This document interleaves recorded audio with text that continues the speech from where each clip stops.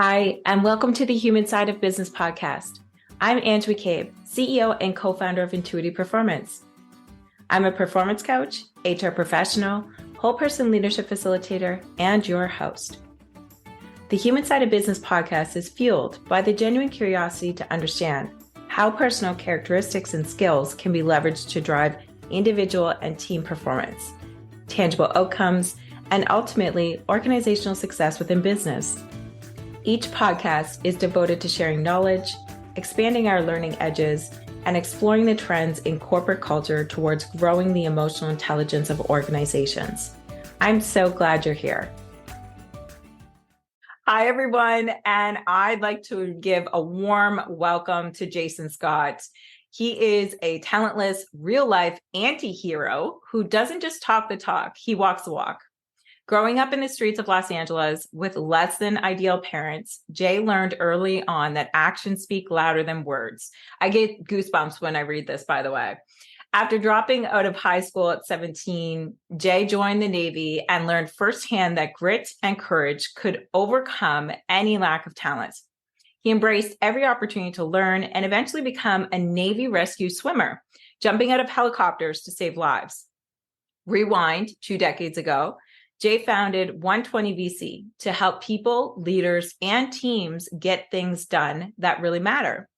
He's uncovered some universal truths along the way. Organizations are optimized for the results they're getting, and to get different results, humans need to perform their jobs differently.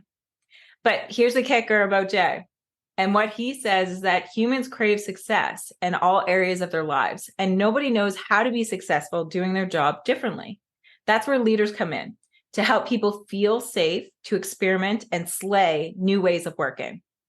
Jay Scott is the epitome of the anti-thought leader, proving that leadership isn't about being the most talented or successful person on the team. It's about helping your team members define and deliver success. If you surround yourself with talented people and inspire them to reach their potential, the leader doesn't need to be talented. They just have to play for the team. Jay Scott is a regular guy who's proven that actions speak louder than words. And in my green room, I found out he just drives a truck.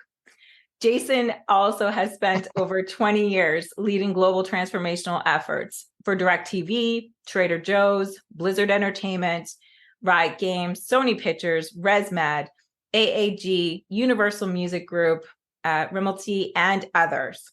He's an author of 2 Amazon best-selling books. It's Never Just Business. It's about people, and the irreverent guide to project management, an agile approach to enterprise project management. He's a keynote speaker with 5-star reviews, and he has a passion to mentor and train a new generation of leaders to lead him to the start of Transformational Leadership Academy, where he leads a 14-week certification program. So, oh my God. Jason, welcome. Thank you. I'm so glad to be here, Ange. And I got to talk to somebody about that intro. It was way too long. I started holding my breath. But I'm sure you guys can work that out. I apologize to your audience for that in advance. But yeah, let's just talk about driving trucks and being regular people. Right. Absolutely. And that's what I enjoy. And as a background story to everyone, this has been a year in the making. So I'm equally as excited to have you here, Jason, to hear about your insights around leadership, and specifically, how do we bring up leaders in organizations for success, essentially, right? It's more so about the how-to. 2 things in your bio that really grabbed me. One was around the premise that leaders have the responsibility to give the environment and allow people to learn and grow, basically, in my own words. And the other piece of it was around the fact that leadership really isn't a title. That's kind of what I was gleaning in from it. Oh yeah. Yeah, Talk it's not. about I mean, that.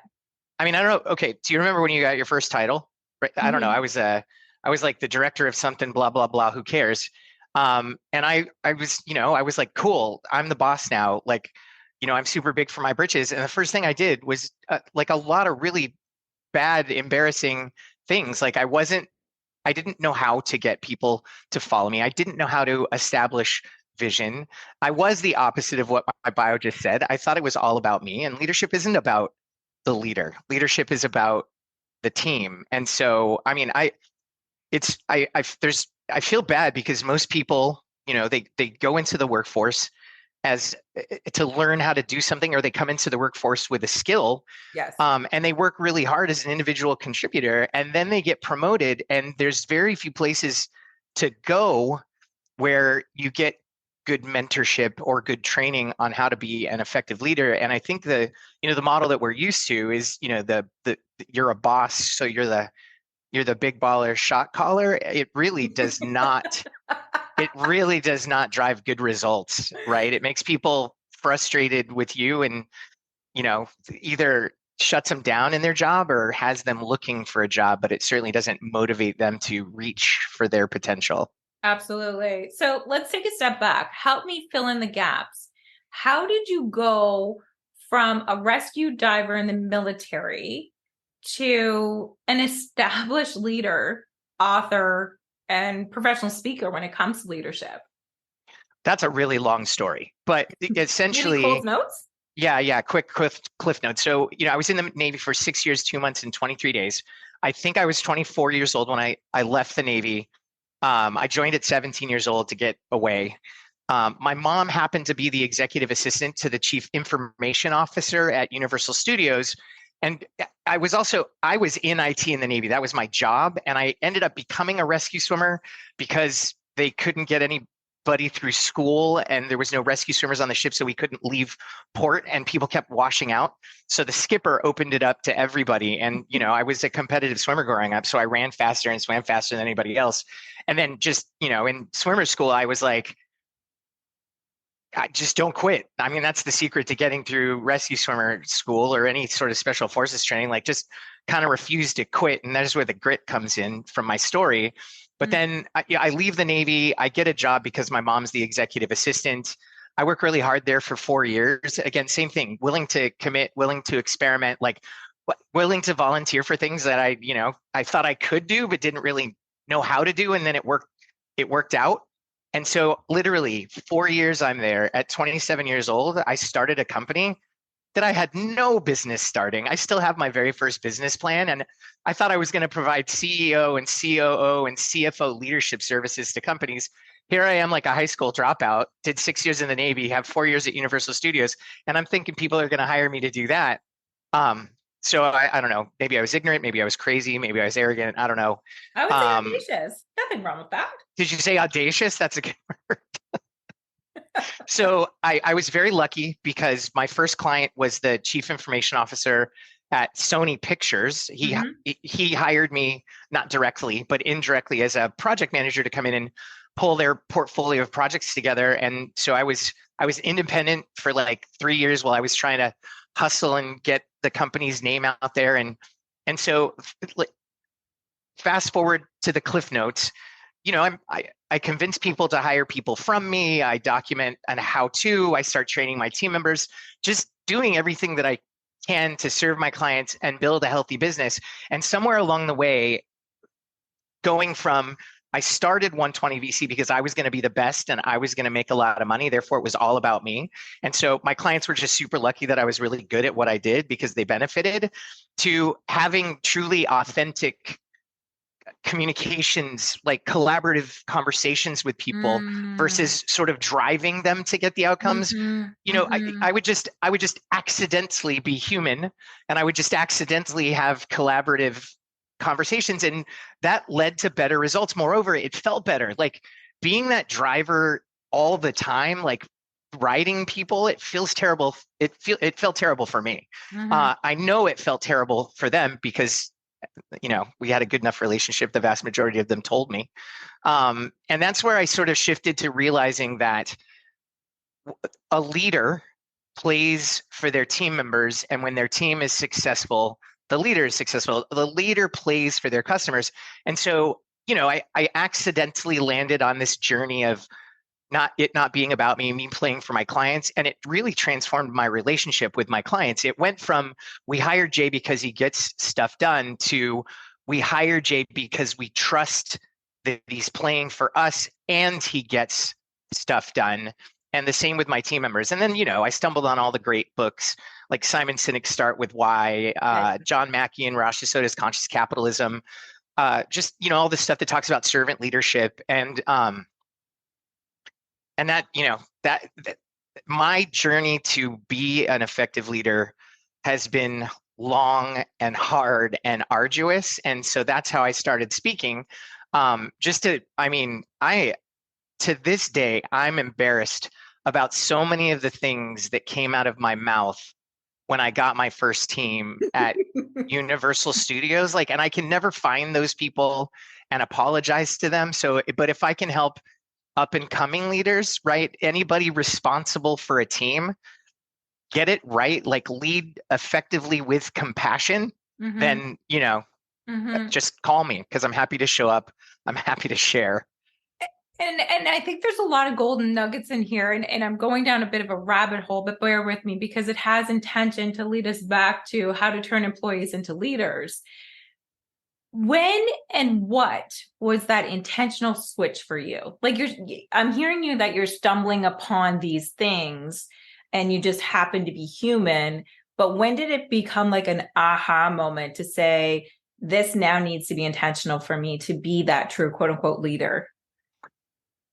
Somebody recently just pointed out to me that's been on this journey with me. His name is Jim Adams for a long time, that it's when my son was born. So it was is when he saw the shift. So that was about 12 years ago. Mm-hmm. I had always felt like I could do more, like that I'm here for a short period of time and I could really do something big or contribute, leave some sort of positive, lasting change. But I didn't, and it would make me really sad because I didn't know what that was going to be. Like there wasn't anything that I was super passionate about. And so 12 years ago, I guess a couple of things happened. Like I was having these, I was shifting my style to play for my team members, play for my customers. My son was born and I walked into a Whole Foods and there was this yellow book that said conscious capitalism, which are not two words that you would normally see together.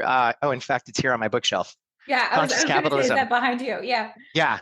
And because, capitalists, they're, according to some political people, they're barely terrorists and they're taking advantage of everybody. And, we haven't in this country had any faith in big business for decades, right? And so I see this book, Conscious Capitalism, written by John Mackey, the founder of Whole Foods, and Raj Sisodia. And I thought I'd read it. And I learned some great stuff about it. But I remember then reading the book, being on vacation in Kauai with my wife and my newborn baby. And I spent the whole time thinking, what's the purpose of my company? What's my purpose? And so 12 years ago, I guess, I got super intentional about becoming the best leader I could possibly be. Mm-hmm. Mm-hmm. I think that's amazing. Is it okay if I go a little bit deeper with you? Sure. What characteristics can you point to say, I swapped this for this to be an intentional leader? I swapped the ideal that I needed to be talented. I needed to be talented to be successful. I needed to be the smartest person in the room, that I needed to be in control to be successful. Mm-hmm. To control is an illusion. Leadership isn't about me. And if I trust my team and verify, right? I want to set them up for success. Hey, we get super clear on what it is that we're going to do, and then ask them, talk it through how they're going to do it. And when we both, that's called active listening. Yes. And when we both think what they're going to do is going to work, I've helped them architect their own roadmap to a shared goal. I've helped them think it through. I've helped them grow because, if they throw out the steps or an approach that I think isn't going to work, I'll challenge. Well, why would you do that? Or what will you do if this happens? Right. Mm-hmm. And so I'm not telling them how to do their job. Right. So trusting that I've hired people that want to be successful because fundamentally all humans want to be successful. Like, Yes. you remember that time you signed up to do something, you were really excited about it. You went and you worked really hard for 3 days and you came back and dropped it back off to the requester and they looked at it and they looked at you and they were like, Ange, this isn't what I asked for. Do you remember how you felt in that moment? Like one word? Absolutely. Horrible. I felt sick to Horrible. my stomach. I asked that question on every podcast and I asked that question of every large and small audience. So nobody ever says I didn't care. Everybody, it's either shame or frustration, Yeah. right? So this is how I absolutely know that human beings fundamentally want to be successful. And so if I trust them, they're going to open up to me and not hold the cards really tight, right? And I believe that you give trust to earn trust, coach them through, right? And that trust that if it doesn't work, they did everything that they possibly could to make it work. Where they're at now. Right, exactly, from where they're at now. And so that's kind of where it all starts. Shifting from it's all about me to it really is all about them, shifting from control to trust but verify. This is really important because, trusting that people just know how to do everything is kind of silly because we don't, right? If human beings didn't need leaders, I wouldn't have a job. Right. But trusting in that we can get there together, they'll trust you back and they'll play for you, and therefore control is not necessary. Absolutely. Absolutely. And gleaning in there, help me understand this, because I know I can only speak for myself, but wondering if this resonates. When I was at a director and VP level, and I had the premise that leadership meant your title, that meant the tasks that you do, that meant how you're teaching people and how you're controlling people. When I was in that seat, it was all about the, am I enough? Am I smart enough? Is this me enough? Am I doing it first? Like all of those micro imposters that can kind of come up in leadership. And what I'm hearing you say is that leaders need to do the work to stand them down, to put them aside, and be able to really focus on giving versus receiving. Because when we're in receiver mode, that means that we're in that mode, to my mindset, we're in that mode of, hey, my cup isn't filled. I need you to validate me. I need you to validate that this is smart and that this is right and that, or correct, or the best, or first two, or strategic, or innovative, whatever. When in actuality, our real responsibility stepping into leadership is to be that intentional person that can sit back, be the last one to speak, be the dumbest one in the room in some circumstances. I don't really like that word, but that's a blunt way of saying it. Well, it's not, you're the coach.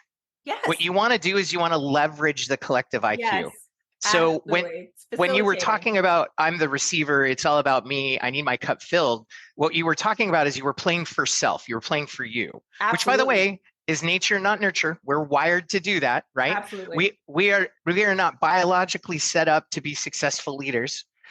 The problem, though, is if you operate like for self, you're teaching your team to do exactly the same thing, and you won't have a team.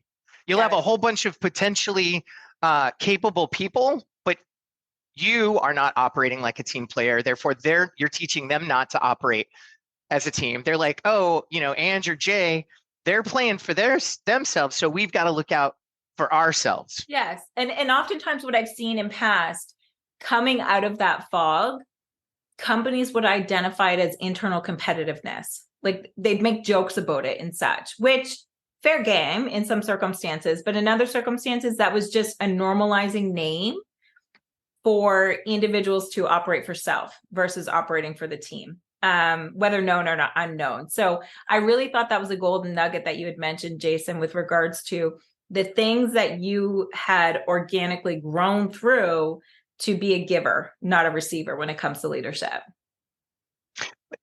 All right. And also, so on my journey of servant leadership, I almost put myself out of business.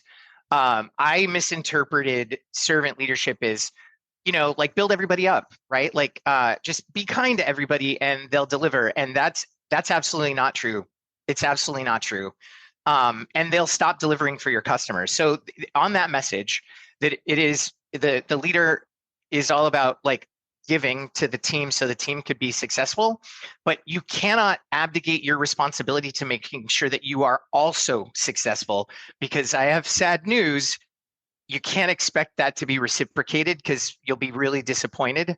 It's very rare that you'll That's true. find team members. That's why my therapist always says the work is done by the enlightened. Okay. So if you're a leader that gets that you're there to enable your team to be successful, and when they're successful, you'll be successful, you're in an enlightened seat, and you should start there. But don't take your eyes off the ball, because the vast majority of them will play to be successful, but it doesn't mean that they're going to play back to your success. So you have to make sure that they're successful first. Yes. And then you also have to make sure that their success is contributing to your success. Don't just assume that if they do it, you'll be successful. Just like that whole thing, if we build it, they will come. Yeah, that was in a desert. They meant in a desert. Like in the middle of the desert where people were like dying for food and water. You know what I mean? Like you put up an oasis, sure, people are gonna. It's a monopoly. That's not how it works in Manhattan, right? Like that's not how it works in Los Angeles, right? Like people are inundated with, it's built. Where do I go? It's too many choices. Yes, absolutely. And what was coming up for me when you were saying that, Jason, was, to the effect of, it's very similar to sports. So you can be a team I knew player. we were going to get there. Yes. You can be a team player where it's for me. I want the assists. I want the goals. I want the stats. I want the numbers. But when you step up and you put a letter on your jersey, that equates to everything that you just described. The responsibility that you still have stuff to do, of course, you still need to be successful, but you're often thinking about your other players first before yourself. So it moved from being top scorer to maybe the top person that has assists, right? Like it kind of, you're stepping back a little bit and giving the autonomy to your team to step up. Well, and that's exactly it. The question that you asked me at the beginning of the podcast today was, how do you turn your team members into leaders? Yes. And that comes right down to professional sports team dynamic. So that you took us to the sports analogy is perfect. The goal, everybody on the team's number one priority is winning the game. Mm-hmm. Right? Not, I need to be successful, I need to look good, right? It's supporting the team, it's winning the game. Okay. Then second, they'll look good, they'll be successful, right?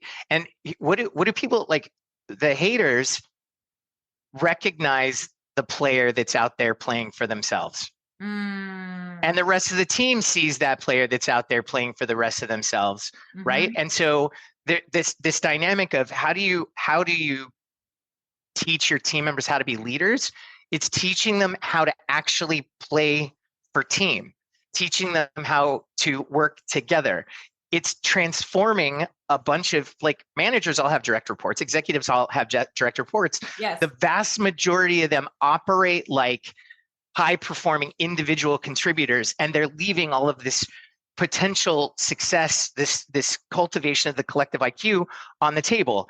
And so, as an example, there's this, using the IT example, in technology, you'll have a chief information officer or chief technology officer, and they'll have like somebody responsible for networking. They'll have somebody responsible for infrastructure, somebody responsible for customer service, somebody responsible for application development. And the head of the networking, they're just like, I do networking, like I'm not worried about what's happening over here. But the problem is the infrastructure, the people that handle the data, if they're doing something new, they need the network team's help, right? And often, so if they're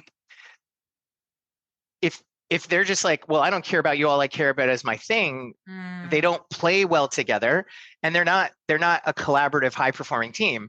And so that whole notion of, and maybe I shouldn't have jumped to the IT story because, it's a little, it might be a little far to reach, but I think the better way to say it is stay in your lane. That's not teamwork.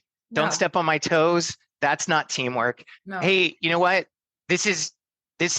I'm going to lead this because this falls into my like vertical. Even though you've got people on your team that might help, I don't want them involved. I want them out of here. These are very common things that you see in business, right? And here's why, because they're back to that. It's about me.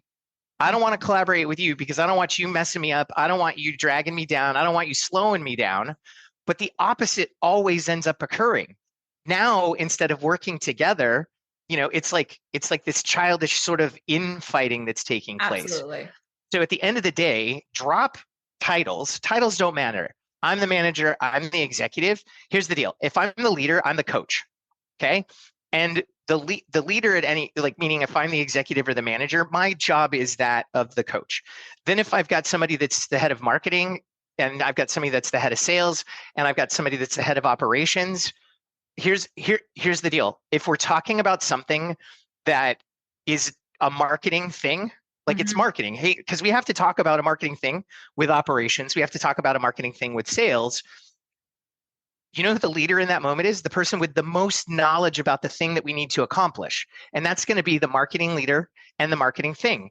More importantly, what do leaders do? Leaders see what's next so the rest of us can make what's new. So if I'm the CEO, am I coming up with all the marketing ideas and taking them to the marketing leader? Or is the marketing leader ideally coming to me and saying, hey, Jay, I think we should do this. Or, hey, this thing just happened. I think we should do this. In that moment, who's the leader?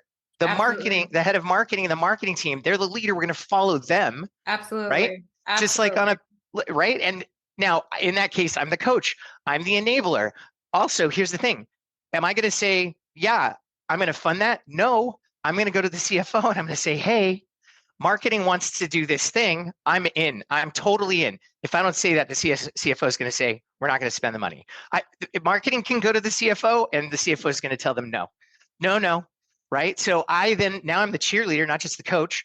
I've got to go to the CFO and I'm going to be like, here's what marketing wants to do. Here's why I think it's a good idea. Do we have the money? Absolutely. The answer, by the way, from the CFO should always be like, no. Then you as the leader can say, well, what if we don't do Jason? Right. Well, right. So, right. Maybe, okay, if you want the CFO to give you money, you tell them I'll cancel like 5 things. So if I don't do these 5 things, you'll give me the money, That's right? wise, pragmatic. Okay, fair. So at any given moment, really my job as the CEO or the executive or the manager is to play that coach for the team. Like, hey guys, collaborate. Hey guys, collaborate. Sometimes I'm going to come up with the idea. And in that case, like, I'm the subject matter expert, therefore I'm the leader. When it's a marketing thing, I don't want everybody to be like, marketing wants to do this, so it's smart, right? All of us then do that active listening thing. Oh, hey, marketing, why do you want to do this? Because operations is going to be like, well, I've got to support marketing, so I need to understand why and how this benefits the company, right? Because I've got to go back to my team and then ask them to do work, right? So leadership really is teamwork. It's all about the collaboration. And so if you can get your team members working together as a team, hey, we're in this together. Hey, you know what? Sales is struggling. We're all going to lean in. Just like if somebody was having a bad day on a high performing sports team, everybody leans in. Hey, what do you need? How can I help? And when you've got all of your direct reports doing that, you're passing the leadership baton around. Absolutely. And you don't, frankly, my job's the easiest job. I don't have to be the smartest guy.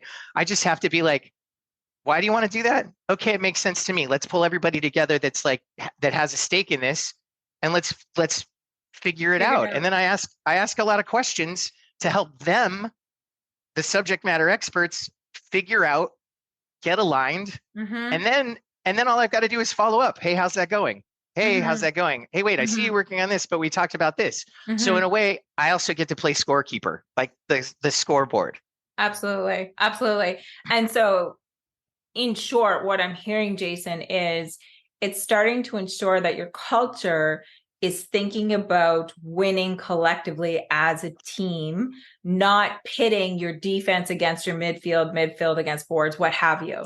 And if there's a loss, it's not the goalie's fault. It's a whole team that has to totally lean in, right? How did it get to the goalie? You know what I mean? Like, where was the rest of the team? Right. Absolutely. We win together. We fail together. We get back up together. We learn together. We learn together. Yes, definitely. And the other thing that was coming up for me too, so playing devil's advocate, because we've all seen it, organizations where they want to desperately do great, but they just don't have the tools at that point in time to be great. So what do you say to the leaders out there listening to us, or to the HR professionals out there, with regards to, if you do not have that mix of makeup and skills at this point in time, where do you start? This is okay. This answer is not going to be super popular. You've heard all things are about people, process, and tools, like a balance of people, process, and tools. Mm-hmm. I've very rarely ever seen a proposal from a vendor or a manager that even remotely addressed the people side. It's all Correct. about process and tools. And So ROI. here's what I teach. It's funny. When I go into my client organizations, I'm going in because they're not getting the results that they need. And Right. they always want a dashboard. They want to talk about tools. Here's the deal. Vision drives behavior, behavior drives outcomes. I can give you a dashboard, but all the dashboard is going to tell you is what you know now anecdotally, that you're not winning, It's that you're about the habit. failing. Right. And you will have spent a bunch of money and it will take us a couple of months. So we're not going to start with tools. We're going to start by teaching skills. We're going to start by inculcating discipline, trust, transparency, and accountability. Those four things. They're like, hey, I have a project management problem. I have an operations Sorry, problem. Jeff, I I'm want to like, interrupt you again. Can you slow down and repeat that again for everybody? What are the top four? yeah, well, so what I was saying is they call me and they say they have a project management problem or an operations problem. And I'm like, that's advanced. If you're not getting the results that you need, you don't have a culture of discipline, trust, transparency, and accountability. Those are the three things. Mm-hmm. And if you want me to help you, I absolutely can. But we're going to start with discipline. Right. They're always like, oh my God, we hate that word, like discipline. They're like, can you talk about work-life balance? Can you come in and talk about how to reduce stress? Can you talk about how to deal with burnout? I'm like, yeah, totally. Discipline. Absolutely. That's exactly, you called the right guy. I get where you're going. Yes. Right, like, hey, hold on. Let's write down everything that we're working on. Mm-hmm. Let's go through that, because the vast majority of things that people are working on, they're things that they think they should be working on. And when I ask them this question, tell me how that improves customer satisfaction, team member satisfaction, or profitability. I've never, ever had anybody on the client side be able to answer that question the first time I asked them. No. And if they You've always can't, done it this way, or I was told to, or it's in my job description. yeah, hey, we have to, right? And so my goal is always to transform divisions that operate as cost centers into growth partners for the business, with a focus on both sides of the P&L. And here's the thing: in doing that, let's sit down, let's rationalize it, let's make sure you're not just working, but that you're doing things that align with the mission of the company. And the mission of the company is always to improve customer satisfaction, team member satisfaction, and profitability. Those are the three. That's it. There's no reason to do anything that doesn't contribute to one of those three things, and never at the expense of the other. And the ones that do all three, that's a really big one. We should probably focus pretty heavily on that. And so when I get them to think differently, they then behave differently. And then at that point, now that they are winning already, I can move them into a tool, and the tool will work for them. Absolutely. If I move them into a tool before we've even defined what their job looks like, before we've even, I don't even like to talk about business process architecting. It freaks people out.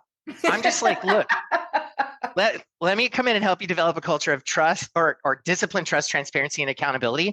And in there, we're going to look at the ways that you're working.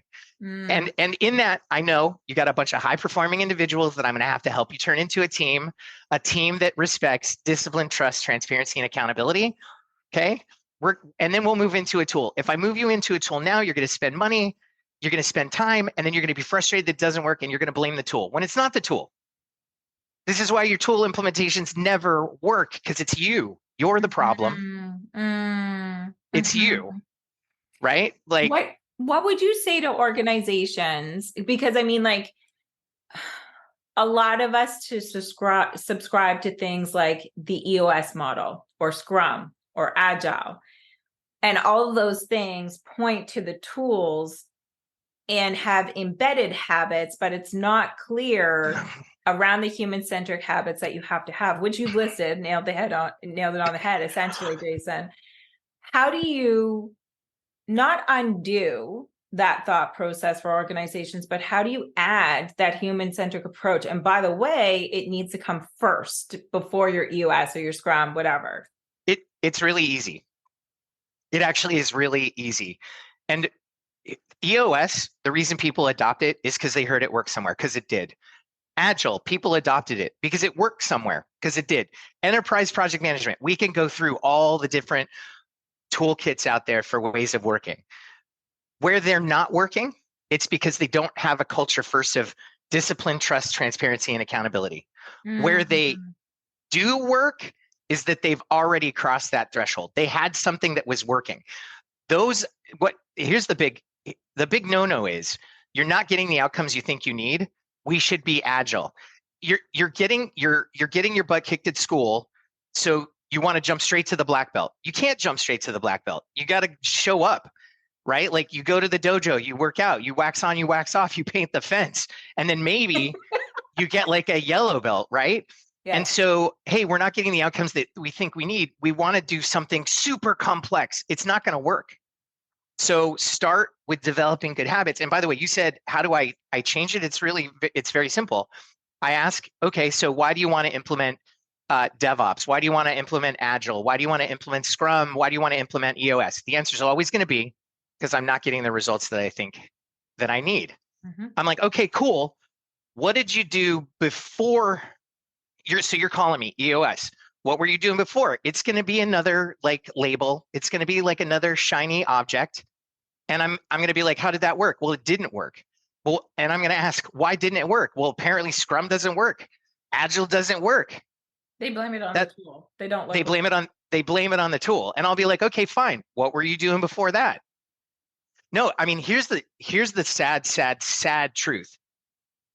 Any executive or manager that isn't getting the results that they think that they need, mm-hmm. there's a high degree of likelihood that they never have. That they never have. That they go to the interview and they tell you that they were wildly successful in their last job. It's not true. It's generally mm-hmm. not at all true. Mm-hmm. And it was always the company's fault. It was always the tool's fault. Like Brene Brown tells us that, blame is the discharging of discomfort and pain, but it has an inverse relationship with accountability. Absolutely. Right. And we've all failed at things. And until we own that, like, this is me. This is me. It's not the tool. It's not the thing. So what do I need to do to be an effective leader? Here's the other thing. And by the way, when I say they're not succeeding, I don't mean right away. Because the people that have been successful before, if they inherit a new team or they get a new job, they know they are disciplined. They know how to cultivate trust, transparency, and accountability. And so they'll turn that team around. And that's effectively what we do. We go in and we teach managers how to do this. And if they haven't, if they're not doing it now and they need our help to do it, they really haven't ever done it. In every single case, it turns out that we've changed the trajectory of their team's careers. Absolutely. And by the way, not knowing how to do something is not bad. Everybody will label it bad, but there's people that are going to be like, I can't believe he said that they've always been unsuccessful. Yeah. Because if they knew how to be successful, they'd be getting the outcomes that they think that they need. Mm-hmm. So it's an investment in people, because it's always about the people, never about the tools. It's an investment in helping them see the world differently. Back to when we were talking about experiences when we first talked today, right? Like traveling, new experiences change the way that we see and think about the world. Yes. Right. So helping them get a couple of reps doing their leadership thing differently, because doing it the same way they've been doing it will yield the same results. And Einstein felt compelled to tell us that that's the definition of insanity. Fair. Something's coming up for me, and I'm not certain how to ask this question, Jason, but for companies that fear change, or they don't have those top four skill sets at the top, and they don't always see the value in investing in humans. It's like, well, I don't have time, or the board is pressing us to get money, or we don't have supply logistics because of XYZ. And, it's a crisis for us in our organization. Don't have time for training. Don't have time for this. What would you say to those types of remarks or that mindset in today's world? Um, so there's this sort of bad enough thing needs to happen, right? Like we need to be efficient. We need to do this thing. We don't have time to invest in people. That means that they're in a market somewhere where they can set money on fire, where they can rotate through human beings. The idea is that it's working. It might not be fun, but it's working and their shareholders are satisfied. In any other market situation, you'll go out of business, right? And so often what has to happen is somebody has to basically have an existential crisis like I did, right? To want to go on that journey, or just realize like you're a manager and you're like, you know what, I keep doing the same things over and over. And, and thank God my company keeps reorging. Otherwise they would have figured it out that we're not getting the results that we think that that is the best way to hide everybody that's not getting the outcomes that they think they need, is to reorganize your company. Yep. Right. And so they try and again, and so we'll meet them and they're like, you can help me? I'm like, yeah, it's all about you. We'll help you. We help them. And then somebody sees like, what's that person doing? Like, what are they doing? Like, if they don't know it's there, they don't know to ask for it. Right. And so you've got all these big companies and these people that are really unhappy, but it works. They get their paycheck. The company's not going out of business. Nobody's shown them that there's a healthier, like more emotionally satisfying way. Absolutely. That's the key. Good. I'm so happy to have you here with me today, Jason. And I know that we could talk for hours about this topic, but I know that you have to go. Tell us, where can we find you? What type of promos do you have going on currently? Anything else you want to share with us? Yeah. No, thank you for asking that. I can be reached through jasonscottleadership.com. If anybody's listening and you have a leadership team that you want to infect with the ideas that I've presented here today, I'm happy to come in and give a 1-hour complimentary talk, because awareness is the first step to anything, right? Making people aware of the possibilities, and if it solves a problem that they think that they have, they'll be inspired to take action. Absolutely. Thank you so much again for being with us here today, Jason, and take good care. Thanks, Ange. Thanks for listening to the Human Side of Business podcast. I'm glad you could join us. If you enjoyed today's episode and want to stay updated with our latest content, make sure to visit our website. The link can be found in the episode description, where you can subscribe to the podcast, sign up for our newsletter, and learn more about our whole person leadership services. Sounds interesting? Explore the Whole Person Leadership Cohort by Intuitive Performance, a unique program that offers unparalleled support to managers on every step of their leadership journey. Our program features evidence-based assessments, workbooks, group coaching, and interactive learning experiences to help you level up your leadership skills. Reach out today to apply to one of our upcoming cohorts. Until next time, take care and stay curious.